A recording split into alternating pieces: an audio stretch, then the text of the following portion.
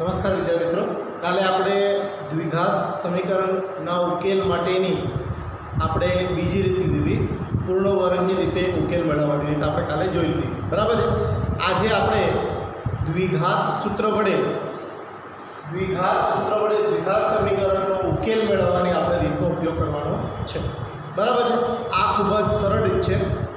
Okay, ચાલો તો લઈએ દ્વિઘાત સમીકરણનું પ્રમાણિત સમીકરણ x ઓવર વત્તા bx વત્તા c બરાબર 0, જ્યાં a નોટ ઇક્વલ ટુ 0।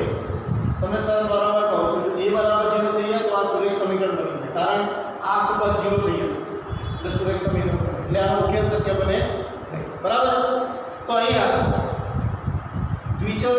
દ્વિઘાત સૂત્ર વડે આપણે ઉપયોગ કરવાનો છે, તો આપણે અહીંયા નવો વર્ડ એક વાપરવાનો છે, વિવેચક।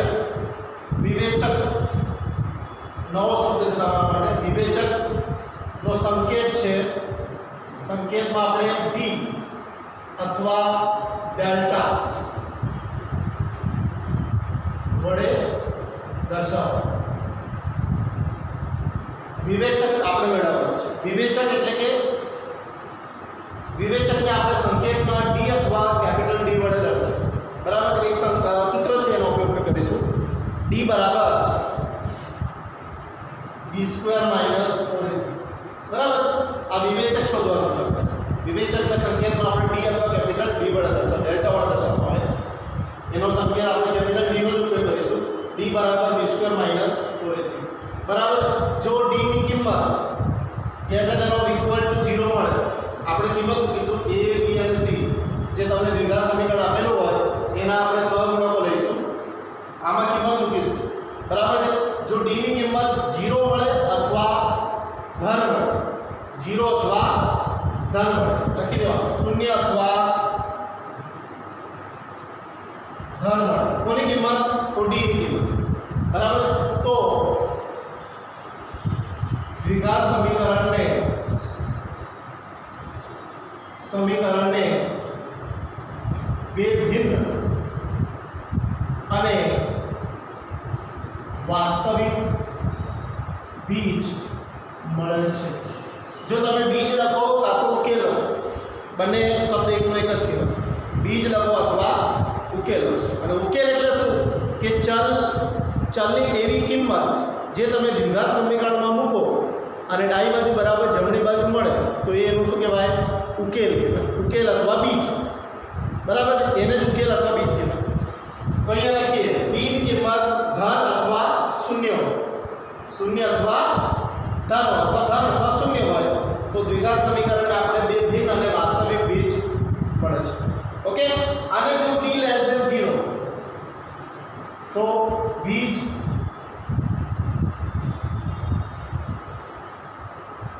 ઉકેલ શક્ય નથી। એટલે તમારે જોઈ લેવાનું d ની કિંમત ધન મળે છે કે ઋણ મળે છે કે શૂન્ય મળે છે, બરાબર।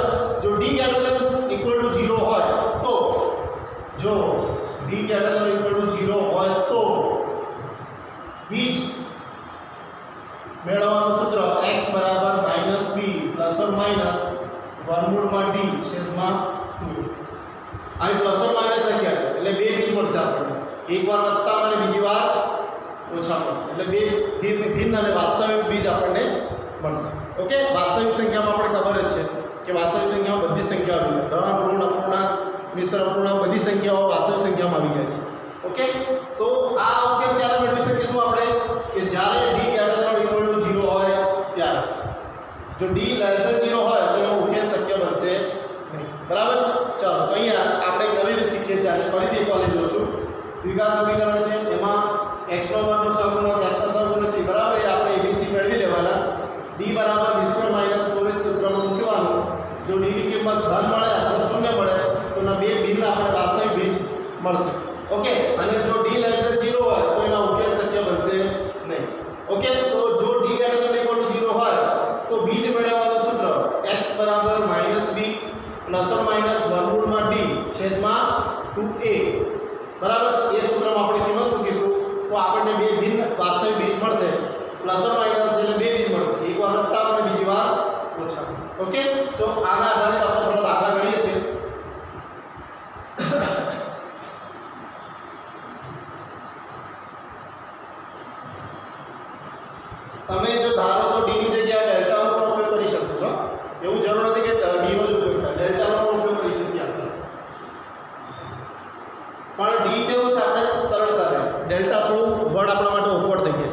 એટલે આપણે એનો ઉપયોગ નથી કરવાનો. ચાલો એક ઉદાહરણ લઈએ છીએ. 3x² - 5x + 2 બરાબર 0. 3x² - 5x + 2 બરાબર 0. ચાલો તો અહીંયા લઈએ આને ax² + bx + c બરાબર 0 સાથે સરખાવો. સરખાવી. ચાલો a બરાબર સામનો સરખાવી. a બરાબર 3 મળશે, b બરાબર -5, c બરાબર 2 મળશે. ઓકે, સરખાવી દીધા. a બરાબર 3, b બરાબર -5, c બરાબર 2. ચાલો તો વિવેચક d માં કિંમત મૂકીએ. એનું સૂત્ર છે b² - 4ac. તમને સૂત્ર પરીક્ષા પૂછે છે કે એક માર્ક. વિવેચક d શોધવાનું સૂત્ર b² - 4ac. ચાલો b બરાબર કેટલા છે? -5. વર્ગ છે એટલે આપણે વર્ગ કરીશું.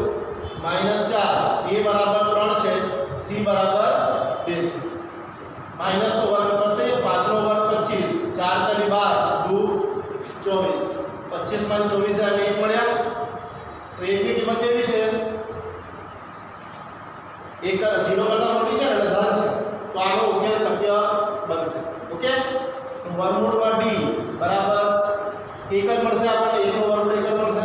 ઓકે, ચાલો અહીંયા તેથી બે બીજ તેથી ના લખો તો લખી શકાય. તેથી ઉકેલ શક્ય છે. બરાબર છે, ઉકેલ શક્ય છે. સૂત્રનો ઉપયોગ કરીશું આપણે. x બરાબર -b ± વર્ગમૂળમાં d છેદમાં 2a. આ સૂત્રમાં કિંમત મૂકી. આ ક્યારે ઉકેલ મળે? જ્યારે d > 0 હોય, greater than or equal, greater than 3 હોય ચાલે, equal to 0 હોય તો પણ ચાલે. ઓકે, તો ઉકેલ મળી જશે આપણે. -b. ચાલો તો માઈનસ b બરાબર કેટલા છે? -5 પ્લસ ઓર માઈનસ વર્ગમૂળમાં d. b બરાબર વર્ગમૂળમાં d કેટલા મળે આપણને? 1 નો વર્ગમૂળ 1 જ નીકળે. 2. a ની કિંમત 3 આપેલી છે. તો માઈનસ માઈનસ પ્લસ થઈ જશે. Plus or minus 1. 2 તરી 6. ચાલો આપણે અલગ અલગ લખીએ. x બરાબર 5 + 1 ભાગ્યા 6, x બરાબર 5 - 1 ભાગ્યા 6. કેમ? અહીંયા પ્લસ ઓર માઈનસ છે એટલે બે કિંમત શક્ય બને. એક પ્લસમાં અને બીજી માઈનસમાં. તો એક વાર વત્તા લીધા છે, બીજી વાર ઓછા લીધા છે. તો x બરાબર 6/6. x બરાબર કેટલા મળે આપણને?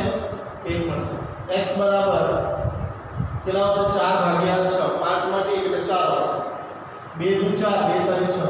x બરાબર 2/3. તો આ રીતે આપણને ઉકેલ મળે છે. તમારે આ જવાબ સાચો છે ખોટો ચેક કરવા માટે આ સમીકરણમાં કિંમત મૂકી દેવાની. x બરાબર 1 મૂકો, 0 મળે છે ચેક કરી લેવાનું. આપણે 2/3 મૂકીને પણ તમે 0 મળે છે ચેક કરી લેવાનું. જો મળતું હોય તો તમારો ઉકેલ કેવો છે? સાચો છે. એટલે અમુક વાર વિદ્યાર્થીઓનો ફોન પણ આવે છે, સાહેબ મારા જવાબ તમે કહો. બરાબર, તો જવાબ કહેવાની કોઈ જરૂર નથી. તમારો જે ઉકેલ મળે કે બીજ મળે એ તમારે જે તે દ્વિઘાત સમીકરણો મૂકી દેવાનું. ઇક્વલ ટુ 0 મળી જાય તો એનો ઉકેલ છે.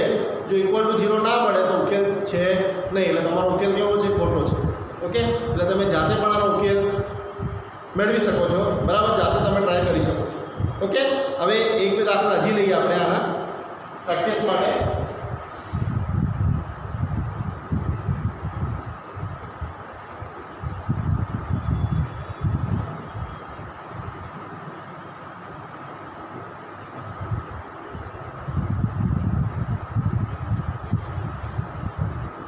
એક બે દાખલા હજી લઈએ છીએ આપણે પ્રેક્ટિસ માટે. 2x² + x + 4. 2x² + x + 4 બરાબર 0. ચાલો અહીંયા લઈએ આપણે. આને ax² + bx + c બરાબર 0 સાથે સરખાવીએ આપણે. સરખાવીએ. a બરાબર 2 મળશે, b બરાબર કઈ નોંધો ગુણાકારમાં 1 છે, 1 મળશે. c બરાબર 4. તો a બરાબર 2, b બરાબર ગુણાકારમાં કઈ નથી એટલે 1 આવશે, c બરાબર 4. વિવેચક લઈએ આપણે. d બરાબર b² - 4ac. ચાલો કિંમત મૂકીએ. b ની કિંમત 1 છે. 1 નો વર્ગ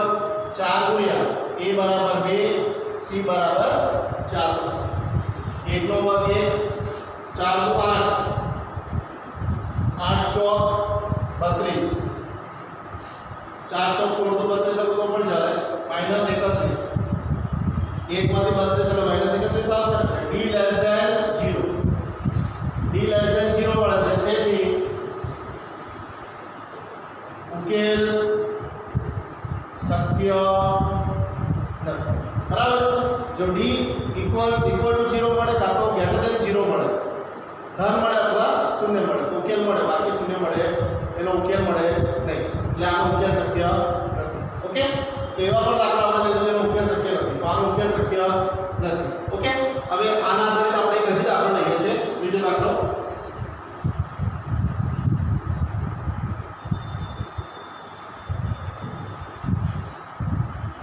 ચાલો બીજો દાખલો લઈએ x નો વર્ગ વત્તા 4x વત્તા 5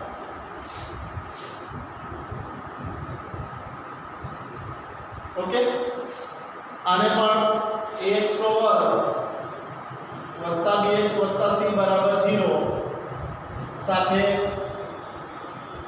સરખા કેટલા આવશે a બરાબર જો ગુણાકારમાં કંઈ ના હોય તો આપણે એક સમજો બરાબર છે એક છે જ એક લખી દીધા આપણે b બરાબર અહીંયા છે 4 c બરાબર 5 સરખાઈ દેવાના પહેલા આપણે ઓકે ચાલો તો વિવેચન b બરાબર b² - 4ac કિંમત મૂકો તો 4 નો વર્ગ b બરાબર 4 છે ને b નો વર્ગ છે 4 નો વર્ગ થશે 4 ગુણ્યા a બરાબર 1 c બરાબર 5 4 નો વર્ગ 16 આવશે 4 નો વર્ગ 16 4 પંચા 20 ઓકે ચાલો તો કેટલા મળે અહીંયા -4 ફરી જોઈ લઈએ છીએ આપણે કે ભૂલચૂક નથી ચેક કરી લેવાનું નથી 4 નો વર્ગ 4 a બરાબર 1 c બરાબર 5 છે -4 અહીંયા પણ લેસ ધેન 0 આનો પણ ઉકેલ શક્ય નથી ઓકે તો આવી રીતે આપણે ચેક કરતું રહેવાનું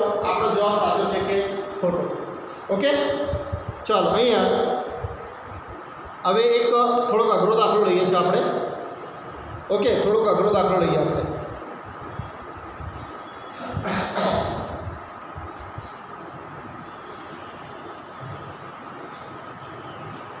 આગળ લઈએ આપણે 1/x + 4 માઈનસ 1/x - 7 બરાબર 11/30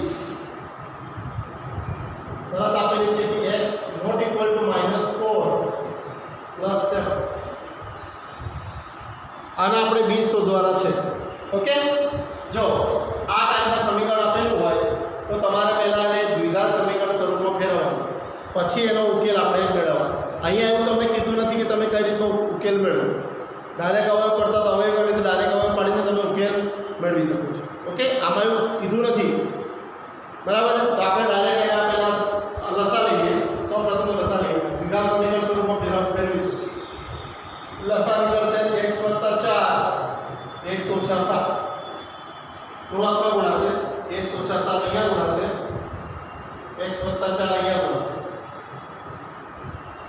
ઓકે બરાબર 11/30 હવે તમારો મનમાં પ્રશ્ન થાય કે x ≠ -4 7 કેમ લખેલું છે એનું કારણ છે તો છેદમાં -4 મૂકીએ અહીંયા તો આ છેદ શું થઈ જાય 0 થઈ જાય અને અહીંયા 7 મૂકો તો આપણે શું થઈ જાય 0 એ કન્ડિશનમાં આ વિધાન સાચું બનતું નથી એટલે અહીં લખેલું છે કે x ની આ બે કિંમતો માટે આ બે સરખા નથી સમજ્યા મારી વાત એટલે આ શરત મૂકીશું ઓકે જો શરત મૂકેલી ના હોય તો આપણે મનનો પ્રશ્ન થાય કે x ની બધી કિંમત માટે બંને સાચા છે તો નથી આ બે કિંમતો માટે એ વિધાન સાચું બનતું નથી એટલે લખીશું ચલો અહીંયા 12 માઈનસ છે ને -x - 4 છેદમાં x + 4 x - 7 બરાબર 11/30 આવશે ચાલો જોઈ શકો છો આ વત્તા અને ઓછામાં કેન્સલ થઈ જશે 7 ને 4 11 એટલે -11 થઈ જાય અહીંયા x + 4 x - 7 બરાબર 11/30 ઓકે તમે જોઈ શકો છો અહીંયા 11 કેન્સલ થઈ જશે બંને બાજુ કેમ કે તમે ક્રોસમાં ગુણાકાર લેશો તો -11 × 30 થશે ચાલો આપણે ડાયરેક્ટ નહીં ઉડાવતા આપણે કન્ફ્યુઝન હોય તમારે નહીં ઉડાવતા આપણે ડાયરેક્ટ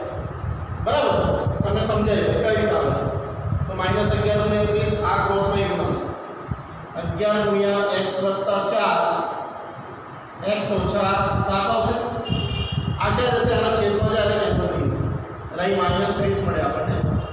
અહીંયા આપણે સાદુરૂપ આપીએ તો પહેલા x ની સાથે આખા કૌંસનો ગુણાકાર વત્તા 4 ની સાથે આખા કૌંસનો ગુણાકાર. ચાલો તો કેટલા મળે આપણને? -30 બરાબર અહીં સાદુરૂપ આપીએ તો x નો વર્ગ ઓછા 7x વત્તા 4x માઈનસ 4 સત્તા પ્લસ માઈનસ છે એટલે માઈનસ થઈ જશે 28 -30 x નો વર્ગ 7 માંથી 4 એટલે -3x -28. ઓકે, હવે શું કરીએ? -30 ને આ બાજુ લઈએ તો શું આવશે?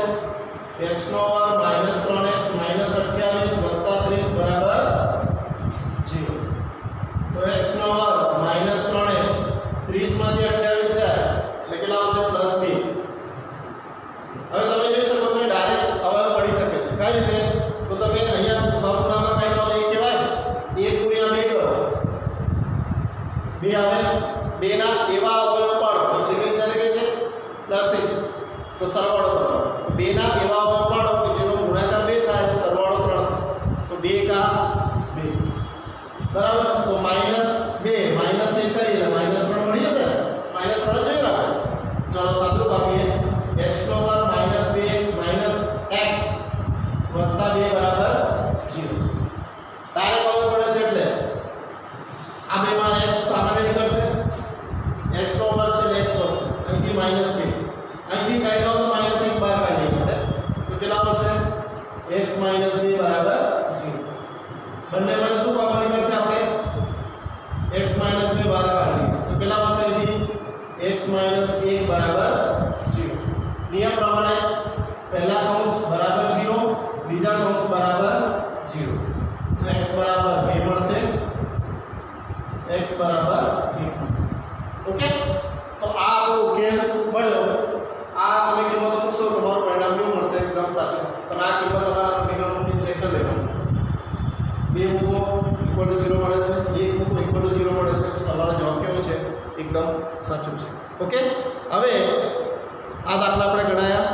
આ તમારા એક્સ્ટ્રા બધાના દાખલા તમારા સ્વાધ્યાયમાં આપેલા છે. એક્સ્ટ્રા દાખલા પણ તમને મૂકું છું ગણવા માટે. સ્વાધ્યાયના તો આપું જ છું, એની સાથે વધારાના દાખલા પણ તમને આપું પ્રેક્ટિસ માટે. ઓકે, તો એ પણ તમારે ગણવાના. હવે આપણે પરિસ્થિતિના આધારિત દાખલો લઈએ.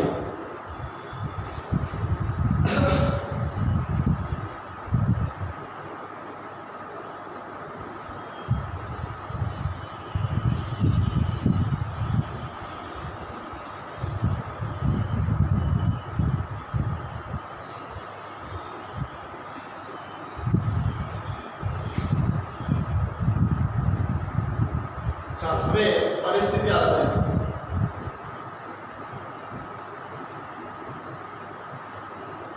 પરિસ્થિતિ આધારિત લઈએ. પહેલો દાખલો પરિસ્થિતિ આધારિત.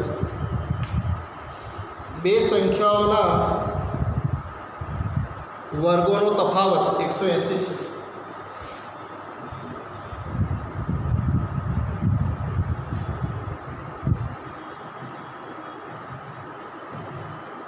180 છે. નાની સંખ્યાનો વર્ગ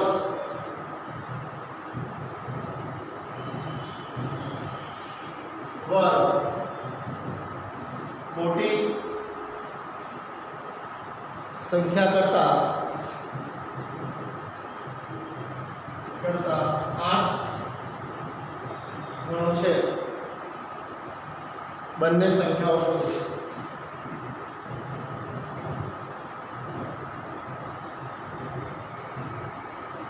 ચાલો અહીંયા લઈ આવે. બે સંખ્યાઓના વર્ગોનો તફાવત 180 છે. નાની સંખ્યાનો વર્ગ મોટી સંખ્યા કરતા 8 ગણો છે. તો બંને સંખ્યાઓ શોધો. તો આપણે ધારી લઈએ, ધારો કે મોટી સંખ્યા x, આપણે ધારી લઈએ મોટી સંખ્યા x. તો શું કીધું છે અહીંયા આગળ વાંચો? નાની સંખ્યાનો વર્ગ મોટી સંખ્યા કરતા 8 ગણો છે. તો નાની સંખ્યા આપણને ખબર નથી, બરાબર? તો આપણે ધારી લઈએ નાની સંખ્યાનો વર્ગ બરાબર નાની સંખ્યાનો વર્ગ મોટી સંખ્યા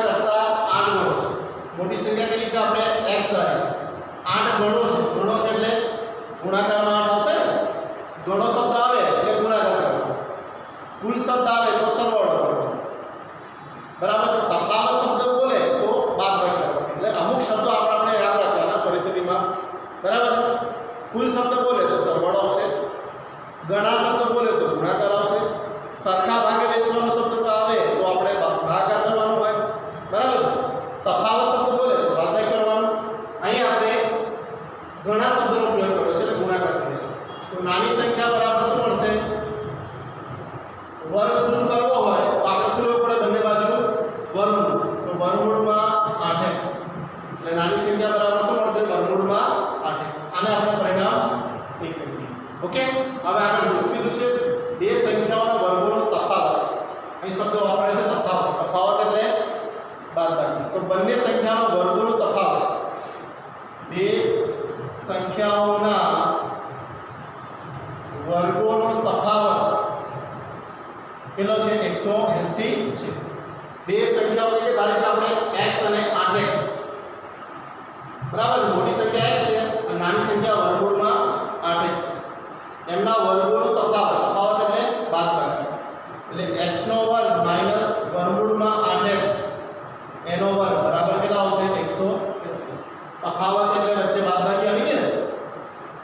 મોટી સંખ્યા આપણે x ધારી છે એનો વર્ગ, નાની સંખ્યા આપણને વર્ગમૂળમાં 8x મળી છે એનો વર્ગ બરાબર 180. ચાલો અહીંયા આપણે સાદુરૂપ આપીએ તો x નો વર્ગ માઈનસ વર્ગમૂળનો વર્ગ નીકળી જશે, બંને બીજાના બેસ છે એટલે કેટલા મળશે? 8x. 180 ને આ બાજુ લેવા તો માઈનસ થઈ જશે ઇક્વલ ટુ 0. ચાલો 180 ના એવા અવયવ પાડો, 1 ગુણ્યા 180 કરી આપે.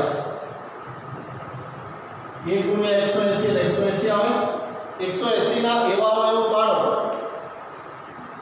છેલ્લો શબ્દ કયો છે? બાદબાકી છે એટલે બાદબાકી જોવું. અચળ પદ આગળ જે સાઈન હોય એ જોવું. બાદબાકી છે એટલે બાદબાકી કરીશું.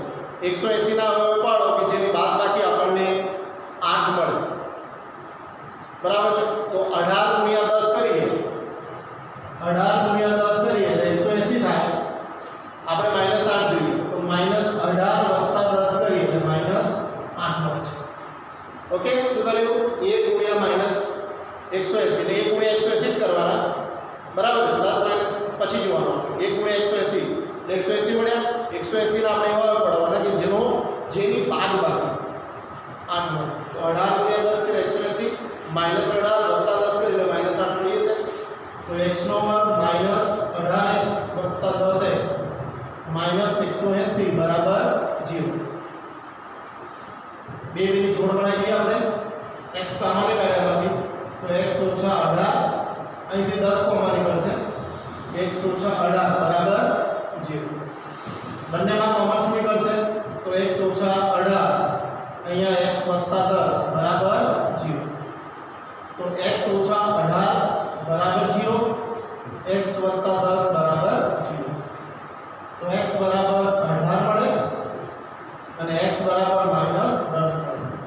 જો આ પરિસ્થિતિ આધારિત દાખલા હોય એમાં કોઈ પણ ચલની કિંમત ઋણ હોવી જોઈએ નહીં, તો આ શક્ય નથી. મૂળ કિંમત શક્ય નથી, બરાબર. પરિસ્થિતિ આધારિત દાખલા હોય એમાં ઋણ કિંમત વેલિડ ના હોય, કોઈ પણ ચલ કિંમત વેલિડ હોય. ચાલો તો મોટી સંખ્યા 18, તો નાની સંખ્યા શું આપેલી છે આપણને? વર્ગમૂળમાં 8x છે. નાની સંખ્યા વર્ગમૂળમાં 8x છે, મોટી સંખ્યા બરાબર x ધારી છે. મોટી સંખ્યા x બરાબર 18 મળે. તો 8 ગુણ્યા 18 144. એનું વર્ગમૂળ કાઢીએ તો પ્લસ ઓર માઈનસ 12 મળશે. એ વર્ગમૂળ આપણે બે કિંમત મળે, ધનમાં અને ઋણમાં. તો બે સંખ્યા આપણે કિંમતો મળી, બે કિંમત શક્ય છે. x બરાબર 18 બરાબર છે, બીજી કિંમત +12 મળે. x બરાબર 18 લઈએ તો બીજી કિંમત કઈ મળે આપણને? -12. બરાબર. આ વેલ્યુ કોનો કાતો આ બંને જવાબ વેલ્યુ છે. ઓકે, 18 અથવા 12, 18 અથવા -12. ઓકે, કેમ કે નાની સંખ્યા ઋણ પણ હોઈ શકે, બરાબર છે. ચલો આ પ્રમાણે આપણે દાખલા ગણવાના છે.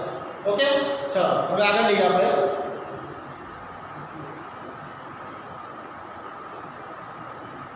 चलो આગળ લઈએ આપણે દાખલો જે લઈએ.